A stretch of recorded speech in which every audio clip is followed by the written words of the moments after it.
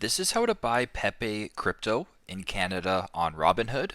Once the app is open, go to the bottom in the middle and select the magnifying glass icon.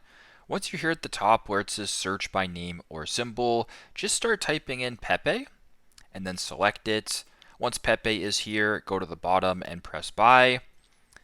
Now in the top right, you can choose your order type. I will just leave it at market order in Canadian dollars. Then once you're here, you can type in the amount of Pepe you want to purchase. So for example, if you wanted to do $3 worth, you would type in 3 and then just press review.